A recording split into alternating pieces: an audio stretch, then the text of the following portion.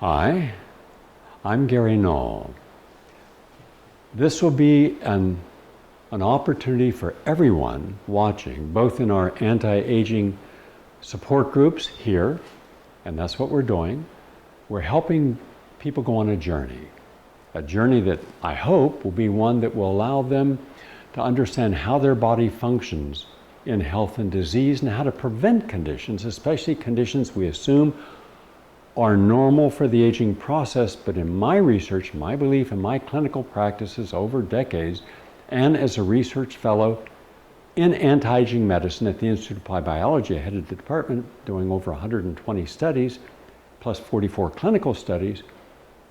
I don't believe that any of the conditions we say are normal parts of aging, Alzheimer's, dementia, Parkinson's, ALS, diabetes, high blood pressure, are any form of fibromyalgia, digestive difficulties, I don't believe any of those are normal aging processes. I do believe that those are all part of normal aging based upon how society eats, drinks, exercises or not, how they believe, how they deal with stress.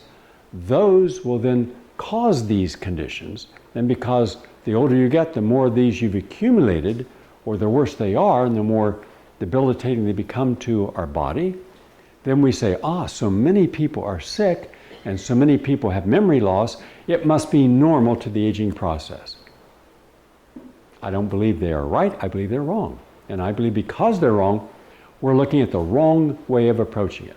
Hence, this study. This is a confirmatory study. The first study was done 6 months ago. And we had very rigorous protocols. Everyone had to do the same thing every day, same lectures, same juicing, same food, which was a single major meal and a smaller meal, and juicing throughout the whole day, reading, dealing with our emotions, because some people came with depression and anxiety disorders.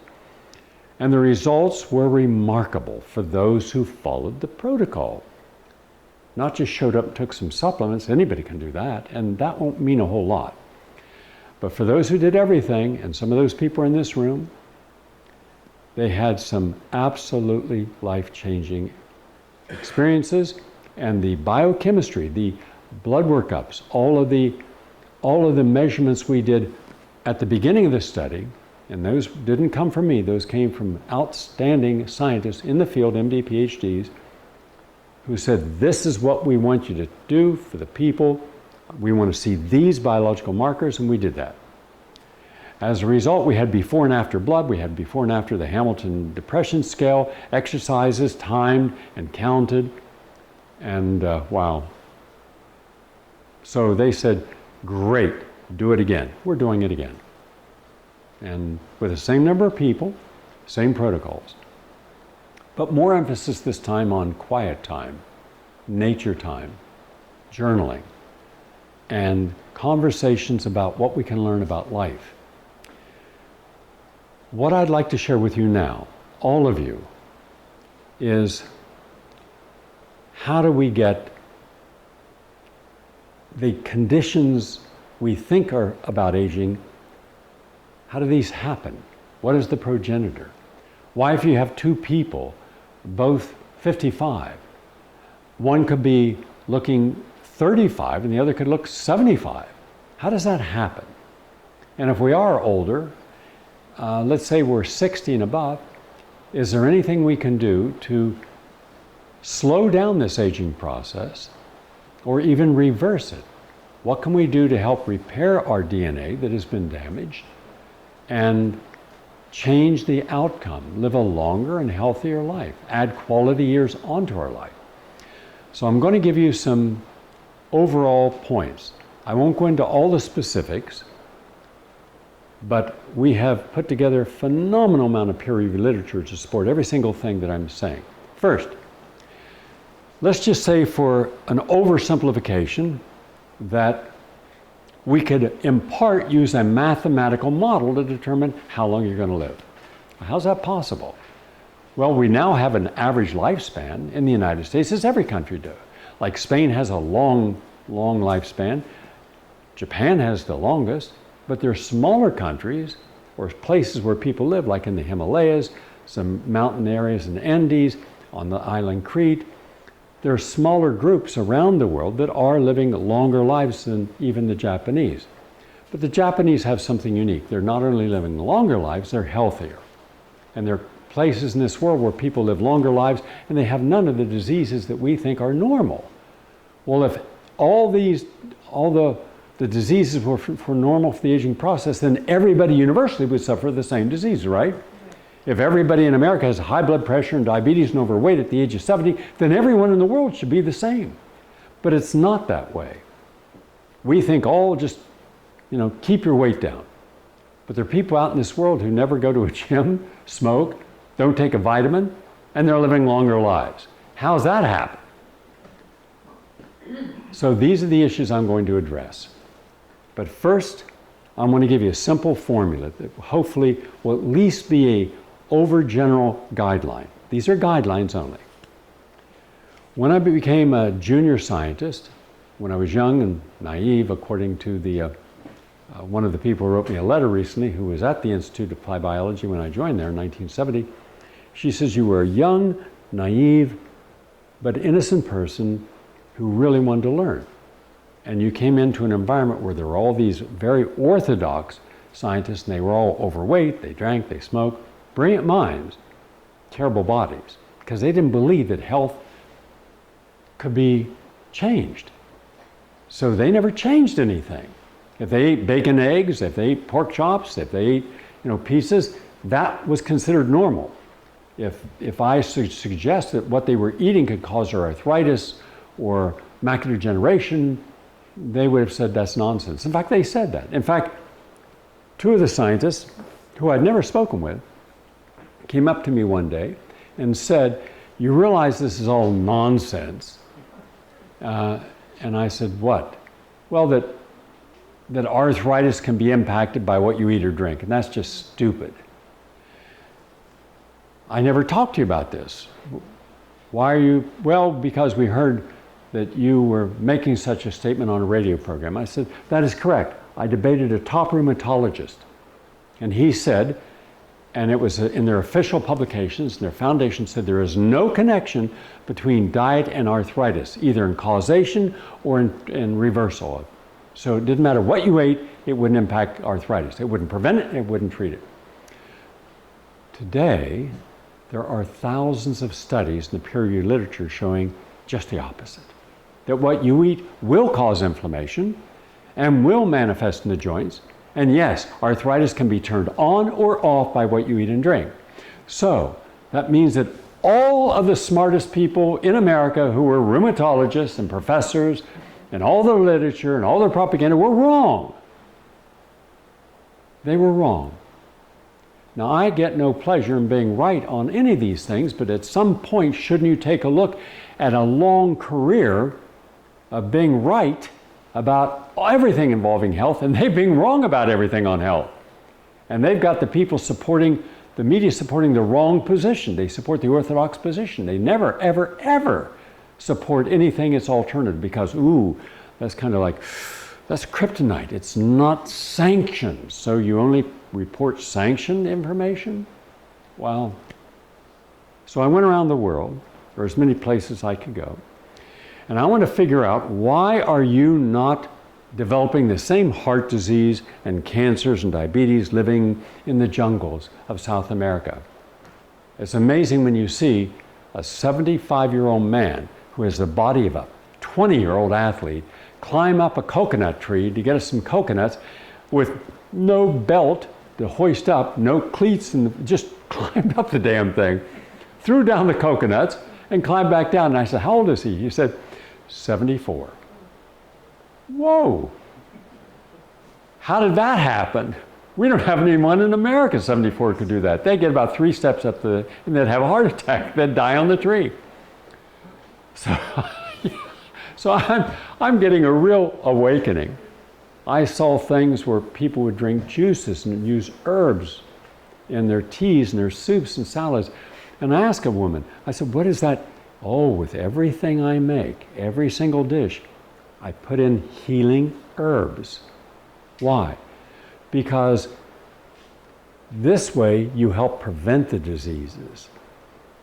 Okay, well that's reasonable, right? Prevention. But no one in America used any herb to prevent any disease.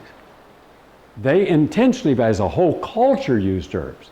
In Asia, for example, in India, through Ayurvedic medicine, traditional Chinese medicine, Japanese medicine, Korean medicine, Philippine medicine, Indonesian medicine, in the mountains of Italy, I saw this. I saw barns that had hundreds of herbs hanging, drying, that they would use. One person was very knowledgeable, and that became the keeper of the apothecary. Now, in my parents' generation, the last generation to really be close to nature, and their parents were in rural and agricultural America. Oh yeah, they had a lot of things they did. The foods they grew, knowing their value, and we've lost that today. But the takeaway message was this. When I went into the Italian Alps or into France and the country and Spain and Ireland and Scotland and England and South America and Barbados and Trinidad and Venezuela and Brazil, all the places, I found one common denominator. And I spent about a month every day in my office in the laboratory at the Institute of Applied Biology pondering, how could I share this with people where they would actually accept it? Because it had nothing to do with any peer-reviewed literature. There was nothing on that in the literature. And here's what I found. That if you had a perfect diet, I mean perfection, on a scale of 1 to 100, it was about 15. If you exercise vigorously into your body's needs, combining both endurance and aerobic exercise, resistance exercise, and some strenuous exercise, intense exercise, about 15. If you sought ways of de-stressing from the normal stresses of life, and you were able to do mindful meditation or prayer, reading, walking in nature, yoga, biofeedback, that would represent about 15. And that meant that the things that we think and give total credit to for determining our health represented a maximum, even adding in supplementation, of about close to 50%. 45, and then you've got your supplements in there, which is about 5%. So you're dealing with 50%. But here's what I understood, and this was only from seeing people and working with people. As important as all that is together, the people in other countries, they didn't have any systematic exercise program. They didn't take any supplements. A lot of them smoked. Their diets weren't perfect. Some were heavy in meat, some were heavy in vegetables. Even in the Mediterranean, with the Mediterranean diet, it's a spectrum. You know, it can go from low meat, right, higher amounts of fish, some chicken, but then lots of vegetables and grains, nuts, and seeds. So it depends upon how much of that are you using healthy foods and how much are not healthy foods. And then you look at the way we eat, all the sugars and the refined carbohydrates and the animal proteins, the French fries, hot dogs, hamburgers, pizzas. We think, well, these are normal, everybody eats them, but these are all causing the aging process to be speeded up.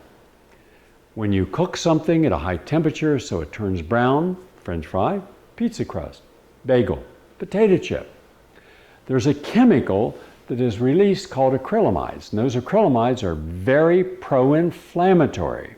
And inflammation speeds up the creation of all forms of biological markers in the body, such as cytokines and tumor necrosis factor alpha. And all this leads to more free radicals. Now, free radicals, when you got a lot of them, they attack the cells and they prematurely damage the cells and age the cells. When you're younger, cells can reproduce, cells can repair. The older you get, the cells are less able to repair themselves and they begin to die. You hit senescence. but not at the normal age. They're hitting their death age at sometimes half of what they should. So when you say, well, I'm 50 years old, it depends upon what you've done, whether you're really 50 biologically, or whether you're 100, or whether you're 30.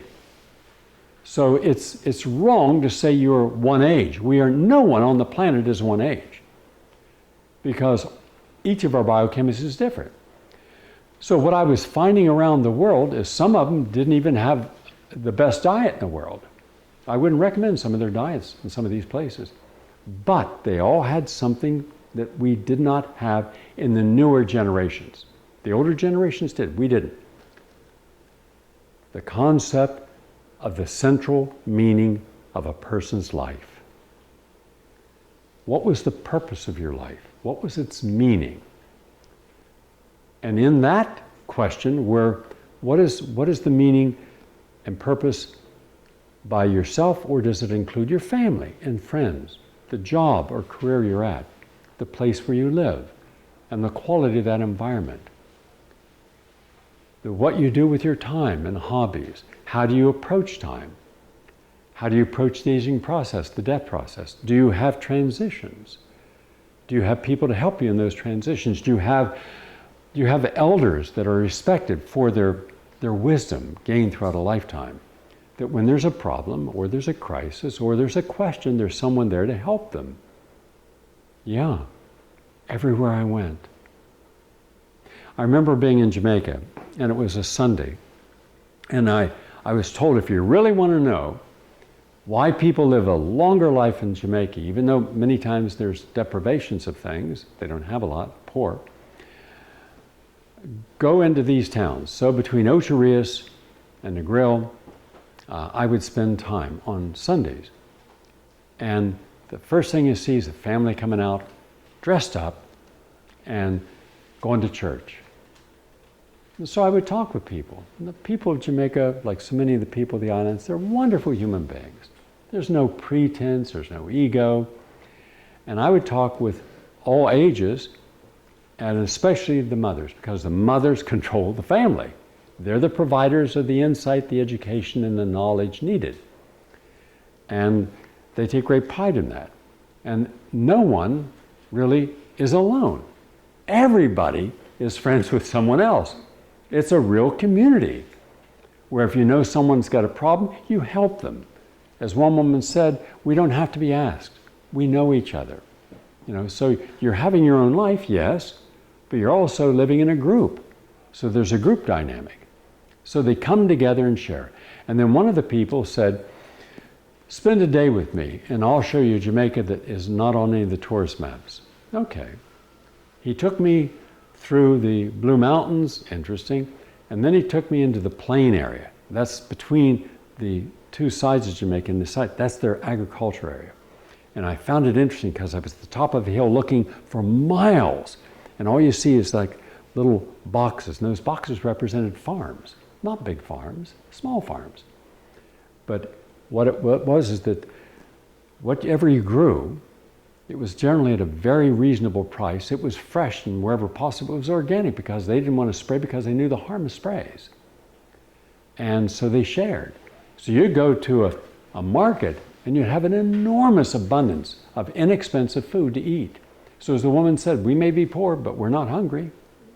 And behind everyone's house, there were soursop trees and cherimoya trees and watermelon growing. And not the big watermelon we're used to, but smaller watermelons, but all kinds of fruits and vegetables and root vegetables and yucca and plantain and breadfruits. And they had great dishes, terrific tastes. The Caribbean has one of the greatest cuisines imaginable. So then you begin to understand that with the dissolving of the American family, where everyone was on their own, and you no longer had the intimate contact with people to be able to share your concerns and get feedback from people, from grandfathers, grandmothers, aunts, and uncles. You were maybe talking with a friend, but what if that friend didn't have that world knowledge? But this is what they had. So everywhere I went, I found that they had a strong belief. More often than not, there were people of of a religious belief, different ones around the world, but their faith was important to them. They took it seriously, especially the parts of faith which, even if you're agnostic or atheist, you would have to respect. Love one another, the golden rule, right? Share a common morality. And everywhere I went, they had that. And that's why a woman said, for example, in a town and I'll tell you how wonderful this town was. I had my brother and some Italian friends of mine, including a physician, who are from Italy and spoke fluent Italian. I was in my running outfit and I'd just be running because I thought, why not get my marathon training in while we're in the Alps, because they had all these little hamlets, like 6 to 10 houses that have been there forever and around this winding road. So you might go 40 miles and come to, 10 of these places. And you could smell them in the morning before you got there because they were baking fresh bread. And they would put the bread out from their brick ovens, and they would start their kindling in there, and then after it got really hot, then they would sweep it out and then put their dough in, close the door, and it heated a house, but it also got these great breads, whole grain breads, stone ground. I watched them grind those, and you get the whole grit, you get the whole germ. It was delicious. But the first one we came to, a woman was saying, what's he running about? And they said, oh, he's going to train for the New York City Marathon. And she said, come here. So she brought over, and she got some fresh baked bread, and she got some cheese, and she poured the olive oil on the bread, and there was some seasoning she read into the bread, and she handed it to us. We're total strangers, by the way. Just opened her heart to give us something. I thought, that really impressed me. And then at another place, we negotiated that I would do some work. I wanted to see how they work. Because I'm looking around at the guys, and these are, the oldest men were around 90, some were 80, but they had legs like this, huge legs, because they were out there all day long. They'd have this apron on, and they'd walk up these hills, no flat land. This was all in the mountains. Farmland that no one in America would ever farm, unless you put ginseng. It grows in the shade on the side of hills. But these people had long rows of beans and every kind of vegetable, and they just walk up there like this, picking and put it in their pocket. And then some kid would come and take that and give them another apron. It was wonderful to see this, to see people, and then they'd take a 3-hour break for their meal. They took their time. There was laughter. There was conversations. Each generation shared this long table, a table as long as this room. And to watch the love shared in their eyes between each other. So when the woman said about crime, she said, we don't have any crime. Nobody locks their doors here because we all love and respect each other, because we all love and respect life and the gift we've been given. That stuck in my mind. So there I am back in New York. I'm on the Upper East Side in my office in the Institute, and I'm thinking, okay, how are people going to accept that you can live much longer and much healthier if you're happy? And happiness comes from a state of consciousness that you can respect what you have instead of being angry about what you don't have. Appreciating your moment instead of what you've lost. Americans have mastered the art of being victims of what they've lost. And we hold on to any kind of emotional pain, and then we mourn that loss. Not realizing that once you mourn a loss, you have no energy to put into loving what you have, because that's duality. And whatever the dominant energy in, it collapses everything else under it. So if your dominant energy is anger or control, if your dominant energy is deceit or manipulation, then you're going to be lying about everything, and now you got to defend every lie, and you got to remember what you lied about. So in every conversation, you're never open and honest because you're afraid that maybe you might say something that's the truth that will show them that you were lying. It's like so many people are living a lie. They don't.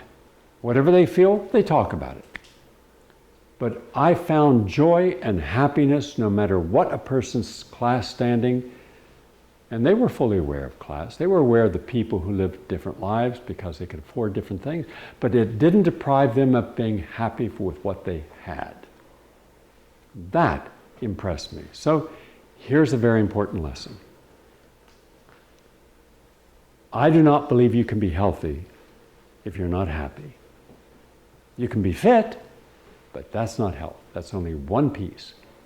And we know how many people go to gyms at night. In fact, what I saw is when these big power gyms began to open up all over Manhattan. You'd go to a Y. These private gyms didn't exist. But up on Broadway, where I lived at the time, there were two gyms, and they were both on the second story. And at night, I would walk from my office, my main office, which is 83rd and Broadway. I'd walk down Broadway a few blocks, and then up a few blocks, and there were two gyms, and I would watch people. I'd just stand back and look up and watch. And what I saw was an extreme tension and anger, like they're burning off, by running on the treadmill. Yeah, but I didn't see anyone happy. I didn't see anyone relaxed. It was overly intense. When someone gets angry, suddenly, their neck gets tight and their body tightens up and they get intense and their face tightens up. That's what I saw. And I'm wondering, why is it it's 10 o'clock at night and people are not home? People are not enjoying their life and friends and family and their pet. Why aren't they at the opera or a movie? Why are they up there? Because there's a probability, not for everyone, but for some, because I asked them. They were coming from a very intense work, more often than not, down in the Wall Street area or the business area. And they were very competitive every day, and this is how they burned off their anxiety. They would stay on that until they felt relaxed enough they could go home. So it was like a part of their ritual. I'll go to a job that is unhealthy for me. I'll be extremely stressed. I'll lose my balance in life. I'll come here to burn off my anger, angst, stress. I'll go home and have nothing left at home except to continue working on my laptop or on my computer or watch television. And next morning I'll get up early. Instead of taking care of myself, I'll go back into that work environment. And that is what we do in America. Now, what I found is, so when you add in those who are happy, you can be happy and healthy, but not maximally healthy. A lot of people do just enough not to hurt themselves, but not enough to help themselves. Now, here's another part of the equation. When you see a disease manifesting as a symptom, that disease is far along. Let's say if disease at 100 is death, right? At 0, it's non-existent. My experience has been that by the time you recognize you have a problem, you're generally 20 or 30 years into the manifestation of that, before there's any symptoms. So by the time you see the cancer, it's taken 20 years to develop. So we think, we got it early. No, you got it very late. You're at the end stage of a healing crisis. That's the physiopathology. So then we deal with the symptoms. Let's take out the tumor, burn it out, surgery, whatever it is, destroy it with chemotherapy. Or if you got a heart problem, we'll take care of the symptoms. We'll put a shunt in, or we'll do balloon angioplasty or bypass. Again, these are symptoms, relieving the symptoms. Now, in some cases, that's necessary because if you didn't, the person would die. But what does that tell you about the underlying cause? And that's where we fail, unless you're Dean Ornish, because Dean, in my opinion, the most brilliant cardiologist in American history, and he's the one who was the pioneer. And I know because I was there filming him when he was doing this original study, where he was able to reverse all forms of heart disease with just a plant-based diet, a healthy plant-based diet, exercise, and stress management. Now, there are other things we could do, but he was a unique and alone person. There's only a small percentage of cardiologists that have ever followed his work, and that he has the best outcome. In fact, for one of my newest films, Curing the Incurable, we filmed him, and he had 9 patients who were going to have a heart transplant, literally taking an old heart out and putting another person's heart in. Not one of them had to have a transplant after they were all in his program. Now that should have made medical headline news. And it got nowhere, nothing. Because the good news that Big Pharma can't control never gets out. In any case, so what did I learn? I learned that when a disease is taking over the body, it might be at 60% when you finally awaken. Now, let's say that you don't have a perfect diet or perfect exercise or perfect supplement or perfect dealing with stress. So let's say your diet is okay. You try to watch what you eat, but you combine some good foods and bad foods, right? And you're not really keen on drinking juices because it's time to make them and it's a hassle, and forget that. So you'll drink, bottled orange juice someplace. And stress, not so good at. You take an antidepressant, anti-anxiety drug, but you don't have the time nor the patience, the mindset to go out and do some mindful meditation every day. You might run out and do yoga, and you feel good when you're doing the yoga, but the moment that yoga's over, you're right back on the phone and screaming at someone about something. So let's say on the scale of 15 for each of those of being good, you're at half. So let's just say on the scale of living a healthy life, you're at about, let's say, 25.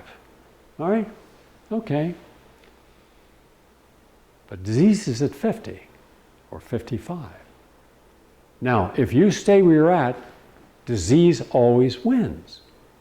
And that's why we have gotten to the place where we think it is normal and acceptable and expected that no one's going to beat aging. So if you get to 76 or 77, then you've met, the standard, and boy, you're lucky. You got to be 77, the average lifespan, or 78. It's coming down, by the way. And you're not healthy getting there. For the last 15 to 20 years, you can be having all kinds of problems. It's rare to find a person over 50 who doesn't have one or more. In fact, in the current pandemic around the world, you never hear people dying of heart disease at the end stage, like congestive heart failure or advanced cancer or advanced emphysema. But the people who are dying are average 80 with 2 or more of those life-threatening ending conditions. And if you didn't have the virus, the coronavirus, the cause of death would have been that. But because they had the virus gets all the credit. That's how corrupt the epidemiology is. That's how corrupt this information is. So, and people with strong immune systems are the ones who are not dying. Even the young people who died, one had cancer, end-stage cancer. So you have to understand that as long as you accept that disease is always going to be ahead of you, then there's this kind of inevitability of, what can I do? What can I do? Yeah. And also many of the drugs we use to fight diseases themselves cause the very disease that they're fighting. Radiation and chemotherapy cause cancer. They're carcinogenic. And many people die of the treatment, not just the cancer. But we're not willing to acknowledge that. It's in the peer-reviewed scientific literature. So, what I found was a principle that I call the laws of compensation, which means to the degree you have anything wrong, genetic, viral, bacterial, trauma, nutritional deficiency, anything that's wrong, that becomes a dominant energy.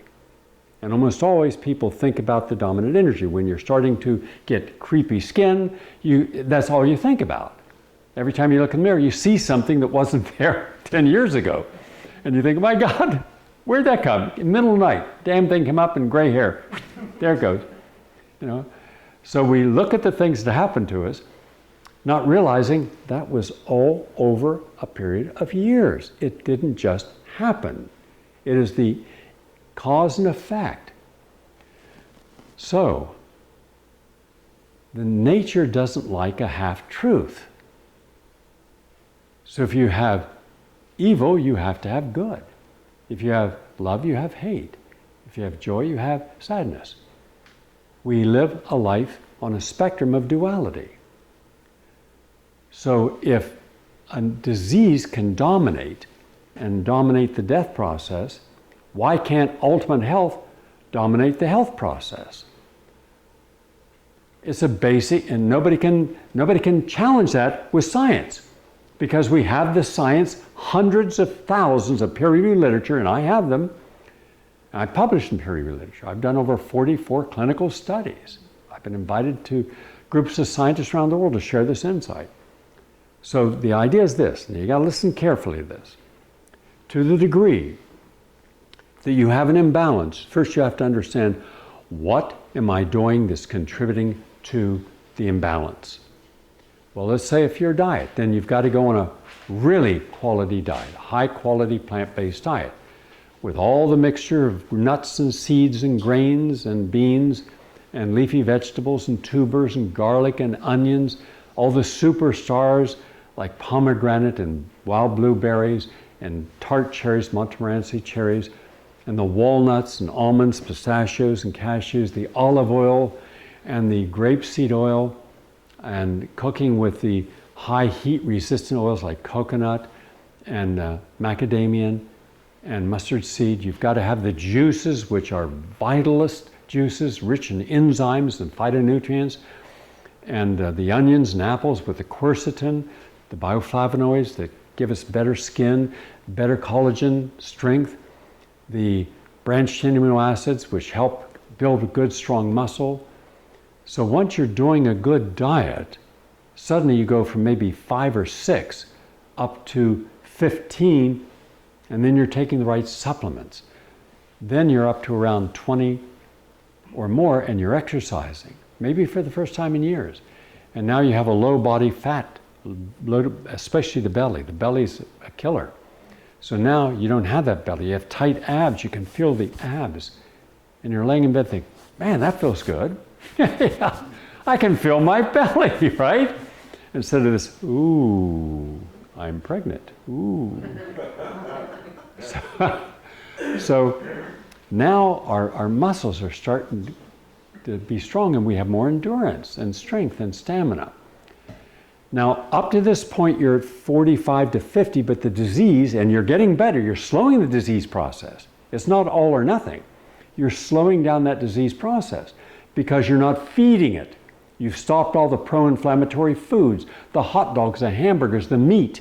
When you cook meat, you actually increase its carcinogenicity, its cancer-causing potential, because you've got heterocyclic amines. These are known toxicants. You have acrylamide, so a hamburger, acrylamide's in the bun, the meat, and the heterocyclic amines, and that's terrible for you, terrible. It's all pro-inflammatory. Your coffee, pro-inflammatory. Alcohol in any amount, pro-inflammatory. The liver's being hit, the kidneys hit, the brain hit, the heart hit, with every drink you have. There's no such thing as good alcohol. Now, the fact that people like alcohol doesn't mean it's good for you. Mind you, it's a developed taste. When people go into bars, in every movie you've ever seen, every movie, have you ever seen someone walk into a bar and say, give me wheatgrass juice? No, forget the wheatgrass juice. The guy looks up. We don't have any wheatgrass juice out here in Nebraska right now. Okay, give me, I'll bet you has some fermented sauerkraut juice. No, we're short on that too. Fresh made apple juice, orange juice, grapefruit juice, lemon juice, grape juice, tomato juice. No. What do you got? Bourbon, rye, gin, vodka. Well, not in the Old West, they didn't have vodka. Because nobody would like vodka. It had no real taste. But the other ones have a taste. It's called pain. This tastes like pain, God. And you watch and they'll go, they make a face to show you that, oh, I needed that. You needed what? You needed someone to come up and punch you in the mouth? That would be easier. You want a drink? Boom. The same result We just loosened your teeth, and now you got a little blood on your gum, and you got a fat lip. Better that than have 1 million heart cells, 1 million liver cells, 1 million kidney cells, 1 million brain cells killed with each drink. And that's minimum. Well, I know, that's not so bad. After all, I got, 400 billion brain cells? So what's 1 million cells? Well, but let's face it, no one's going to have one drink in their lifetime, or one hot dog, or one hamburger, or one French fry, or one anything. You're going to have thousands. No one gets cancer from one cigarette. But add up all the cigarettes. In my family, my dad smoked 4 packs a day, my mom smoked 3 packs a day, my older brother smoked 4 packs a day, my younger brother smoked 2 packs a day, and I didn't smoke. But I got a lot of secondhand smoke. Those damn fools. They were hurting me without realizing it. Now imagine, they thought it was normal to smoke, and everything stunk, especially their breaths. They'd drink coffee and smoke. And then my aunt would always, I had this wonderful aunt, she's Gary Mike, when she grabbed my cheek, and as she got close to give me a kiss on the cheek, I could smell the combination of cigarettes, and I thought, oh God. And then I'd run in and wash my cheek. And then when they were talking, when they were smoking, it would affect the mucus in their mouth, as does alcohol. And then I'd be looking, and you see the boing, boing, boing, little saliva there at the corner of the mouth going, I'm looking at that going, oh God, that's grossing me out. Have you ever seen people saying, you just want to say, hold a second. Let me wipe that off. Open your mouth. Let's clean all that shit out. Their tongue is white and just gross. So, yeah, I was the odd one in my family. So now imagine that you're no longer creating inflammation, because the bedrock of almost the vast majority, I won't say all, but the vast majority of illnesses, certainly cancer and diabetes and heart disease and dementia and Alzheimer's and Parkinson's and ALS and fibromyalgia and gastrointestinal problems and cystitis, is inflammation. And inflammation comes from any of the things that we shouldn't drink or eat. So once you stop everything that's pro-inflammatory and you start eating things that are pro-healing and slightly more alkaline, then your whole body chemistry begins over a period of time to create what we call homeostasis. And with that, you create nutritional balance. Nutritional balance is taking in everything that's really good for you in order to have a healthy body. The balance between what you bring in and what you end up with, that's balance. So if you want to be balanced and do the right thing, then where's there room for disease to manifest? It's not there. You're not feeding it. You're not creating it, even unintentionally. So when I looked at people in other countries, I didn't see intentional gluttony. I didn't see anyone ever in my travels anywhere in the world saying, see this plate of food here? I'm going to expand it and expand it and expand it and expand it. I'm going to eat 5 times more than what my body can hold. I never saw that. Never. Because cultures would teach, the wise men and women, the natural healers would say, don't eat more than what your body can handle. Right? And we once had that in America. What happened? That we had all you can eat, and then people, you can't even get a normal dish. Let's just say you wanted a hamburger. It used to be it was a hamburger, right? That was bad on a bun. That was bad with some pickles or something. Meaningless. Piece of iceberg lettuce, probably sprayed with all the DT in the world on that one piece. Look at that. And now nobody sells you a hamburger. You have to have 2 hamburgers, and then you've got to have cheese. And then I saw a commercial where they gave you French fries, and then they gave you hash browns, they gave you bacon, and then they gave you sausage, and they gave you something like this. And you're supposed to eat that and not die. How's that happen, right? So then when you finish the meal and you're bloated and you have taken in about 5,000 milligrams of sodium when you need about 800 to 1,000 milligrams, and now your blood pressure is up and your blood sugar is up because you either got refined carbohydrate or, and I even saw I saw one commercial where they give you a big stack of pancakes, pure carbohydrate, pure sugar. And then they give you some false kind of maple crap you put on it. It's not maple syrup. And then they gave you sausages, and then scrambled eggs, and then hash browns. Just looking at that damn commercial, I began to have a heart attack. I mean, and this is normal now. And it's one size fits everyone. So a little kid gets the same thing, or they show you all this junky ice cream, right, with everything on it. But nobody can sell you anything normal now, like there was at one time. You have to have pizza that has a crust, and the crust is filled with cheese. So much cheese that they actually show you, look at the stringy cheese. We have stringy cheese. That stringy cheese is going to be stringy snot the next day coming out of your nose. As you're talking, it's going boing, boing.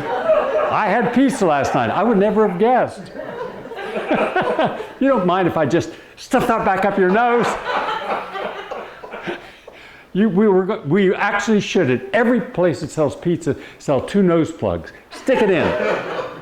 It'll back up and come out your ears. What's that out come out your pizza, the crust? I get. And you don't want to know how that pizza, you don't want to know how milk is made.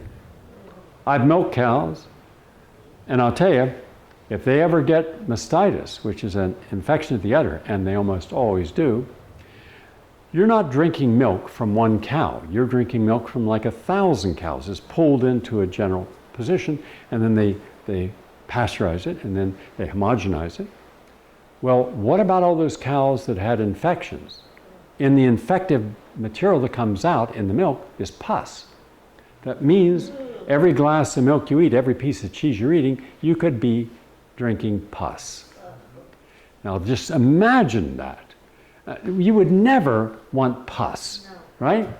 You pimple, bust your pimple, you get pus, right? Well, imagine we're eating pimple pus.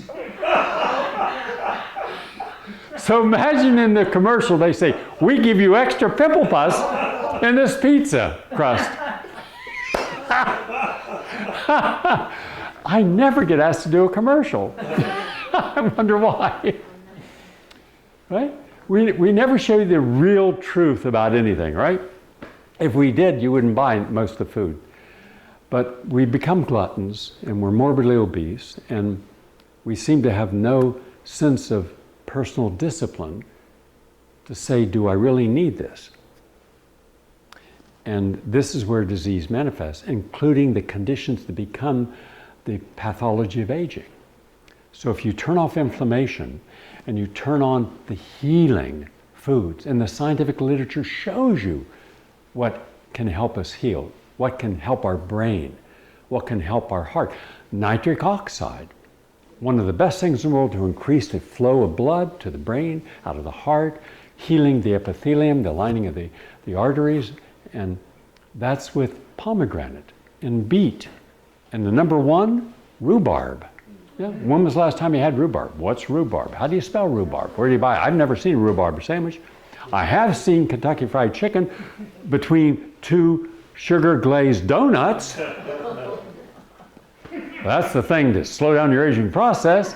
It'll stop your heart. Yeah. Whoa. So, what have we learned? We've learned that the aging process has a lot to do with the choices we make.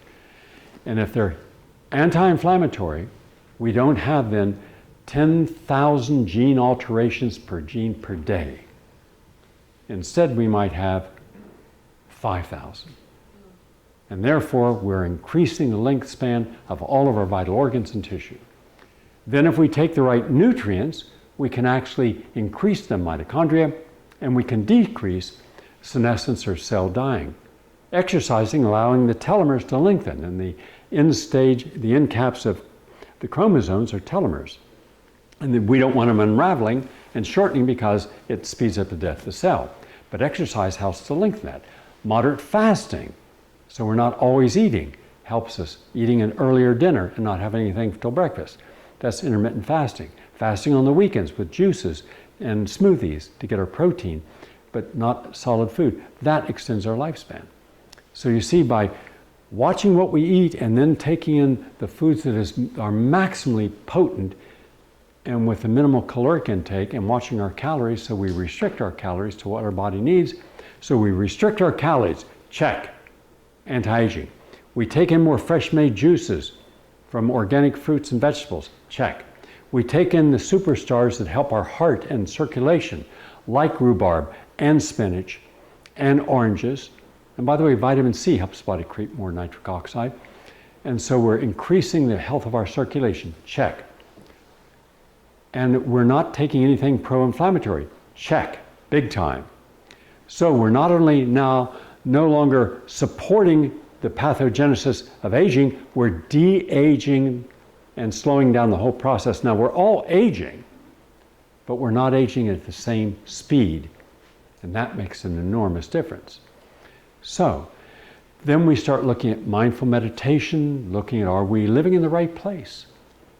Now, right now, I'm getting flooded with calls, flooded. Oh, Gary, can I come down? Sorry, but there's no room. I'm doing a clinical study.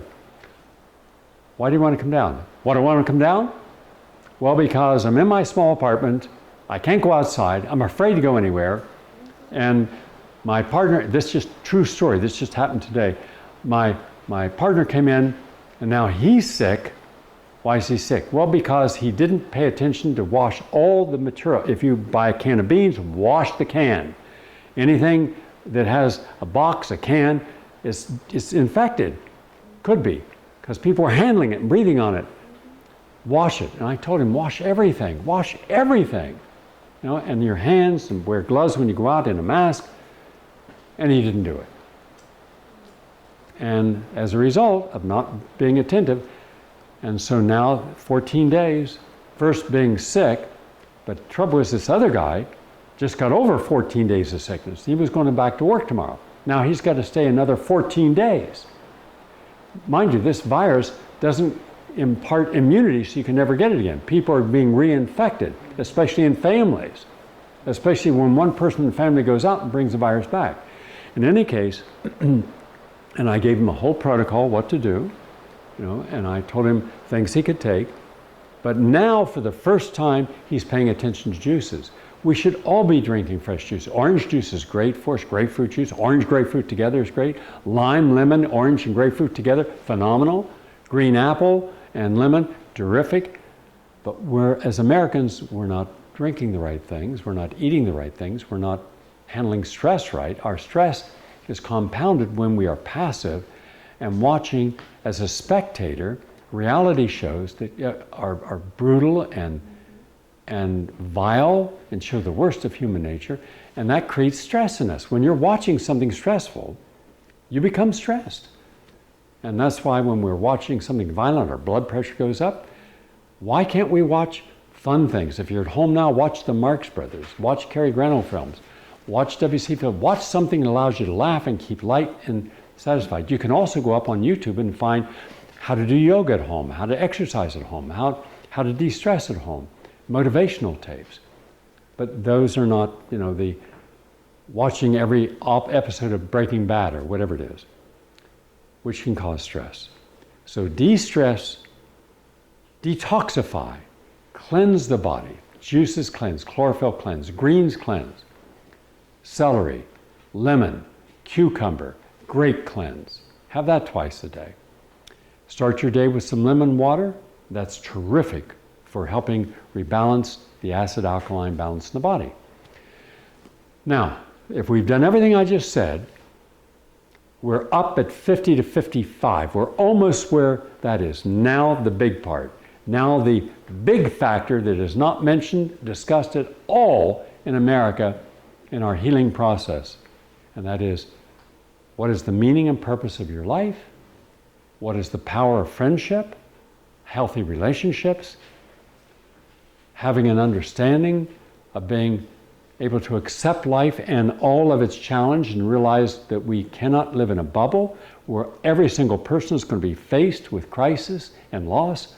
It's going to happen many times, but being around people who understand that and helping guide us through that and support us, as they do in Jamaica, in the mountains of other countries, in other villages, they are all there to support you in your hour of need. And they guide you. Kids from early on are sitting with elders, teaching them the meaning of life. And we put a person, if we're rich, with a nanny and people to change their diapers, and we're off as a careerist. The kid needed not the cell phones, not the toys, not all the gifts. They needed our undivided attention. In other countries, you get the undivided attention. You're never abandoned, you're never alone, you're never passed off to someone. Now, so therefore, once you focus upon the deeper, more meaningful, more essential elements of life, now you're happy. Because whatever you have, you can accept it. You're not looking to covet someone else's anything. You're not trying to get even. You're not wasting your life, whatever life you have, fighting. Most people just fight battles without realizing for every energy they put into a battle, they lose. And we know that this is the truth. So now, because you shifted your belief system to where you're letting go of all these controlling factors, your epigenetic factors, guilt, shame, insecurity, and fear. The 4 doors that block us from going out into life to be who we authentically are. Now you've liberated yourself. And wow, that liberation takes you from 50 and quantitatively raises you to like 80. And guess what? When your quality of life and all you're doing right, when it's higher than the disease, you can collapse the disease process. That's what I learned. And that you have never seen that in any article published in any scientific journal. You've seen parts of it. You've seen that if you de-stress, you can live a longer life. If you're highly stressed, and this is the next part. Richard Gale, a scholar, and myself spent 1 year, this past year, adding up what the actual scientific literature guesstimates, because it can never be exact, how many years you add to your life or how many years you take away from your life based upon the choices you make. For example, let's say we're starting with a mean of 78 years as an average lifespan. It's more or less depending upon the country. But for America, let's just say it's 78. Now, let's say we can add years on if we have a healthy plant-based diet, organic, fresh, with juices, figure around anywhere from 7 to 9 years. And if we exercise daily for about an hour, then we can add, let's say, another 10 years on. And if we don't smoke and don't drink, we can add up to another 7 years. And if we take the right supplements that our body needs in the right amounts, we can add about another 7 years. And if we let's say, if we keep our body healthy and clean, all this adds up. You factor in the genetic factor of how long your parents lived and their parents and their parents. You should go back about 7 generations. And then you get an idea of, I can put all these years onto my lifespan, quality years without disease? Yes, you can. So you add them up. Now you got to add the things that take years off your life. If you work night shift for more than 10 years, you can take up to 10 years off. If you're allowing electromagnetic pulses, let's say you work around Wi-Fi, or you're on Wi-Fi all the time, like students and people are, in computers and cell phones, you could take up to 10 years off. If you're smoking, depending upon how meant, for how long, you can take anywhere from, let's say, 4 to 24 years off your lifespan. If you're drinking, you can take about 10 years off your lifespan, depending upon how much alcohol, what percentage of alcohol, and how much you drank. Because you're destroying the kidney, the liver. You're destroying the support system, like the liver, that has to metabolize everything. if you're stressed and you're dealing with stress inappropriately, you can take a lot of years off, like 10 or more. Again, these are all variable. You can go up or down depending upon what you specifically have done. There's no exact amount. I'm giving you general figures. So when you add up all the things that take years off your life, they far exceed what adds years onto your life. So therefore, that's why we come to an average age of 78. You take your longest lived people and your shortest lived people, and that's where it is. And heart disease is the biggest factor, not opiates. We thought it was opiate deaths, 50, 60,000 dying each year of opiates. No, it was heart disease in younger people, because younger people didn't have the advantage like I grew up, where the food wasn't perfect, but we didn't get overfed. I was lean and wiry. And everyone else in my family was as well. I only remember having 3 people I knew in my town who were overweight, right? And I'm sure many of you had the same, right? The people were leaner. And also we were outside a lot. We ran a lot. We biked a lot. We played a lot. We had no computers. Also, we did chores. We gardened. You're always working, doing something. And also, we had time, we had to go to bed. I cannot tell you how many times Mom said, time to go to bed. I'm not sleeping. So I go upstairs and I'd look out the window and I'd see someone, and I'd go downstairs. He's not in bed. Tommy's not in bed. I don't want to be in bed. You go to bed. So I go upstairs and I climb out in the roof. Say, Tom, come up. So all my buddies every night would climb up. I thought I was getting away with it. My mom was watching all of them climb up. She said, so we'd play in my room, and she would say, Gary Michael, is your lights off? I said, almost. And they'd run out the window at that point. But we had a chance to be children, not little adults trying to appease the egos, which are insatiable and unrequited by our helicopter parents, because we didn't, no one I knew had helicopter parents. And we had social norms, manners, morals, honesty, and we were held accountable. All of these things allowed us not to be stressed all the time. People weren't stressed because there was jobs for everyone. And you were told if you went to college, there'd be 3 jobs for everyone who graduated. And that was important. But knowing that we would sit down, in my house, we'd sit down at 6 o'clock and we'd have dinner. And dinner didn't start till everyone sat down. And then anything we needed to talk about, we did. And it was never a case, I don't want to eat this. You'll sit here until it's done. Did anyone else, your mother ever tell you that? You're going to sit there till that's eaten because someone's starving in China. And I would say, well, send it to China. I'll go to the post office tomorrow. Starving person, eat this liver shit. And I would eat a lot of vegetables, whatever was served. I loved the vegetables, right? And potatoes. But it was years before, and we would go in and watch, like Sid Caesar, and we'd go together, we'd listen to the radio together, and we'd watch television together. But we were family. And that was wonderful. And on the weekends, we go to extended families, our aunts and uncles. And that, I wish we had today for the average person. And there was a mother and father in almost every family. So we had the input of both, which was important. And we had a responsibility to live by the rules. And there was a consequence if we didn't. And there still is a consequence all over the world. Go into a Japanese home and see how they work with their children. Then you understand why hygiene is so important and why their discipline is so important. Chinese, South Korean, Indian children who come to the United States, come to our universities, they're not smarter than American children. There's no genetic factor that allows them to be outstanding in science. How they were raised, how they were taught, the factor that they were there not to play games, and abuse the teachers. They were there to learn. They had respect. They bowed down to the teacher, as a greeting. There is honoring. Now think of all that as a part of the aging process. Now you can say, well, what does it have to do with how you're taught? Well, if you don't want to be taught, then how are you supposed to learn about health? And how are you supposed to learn about keeping yourself fit?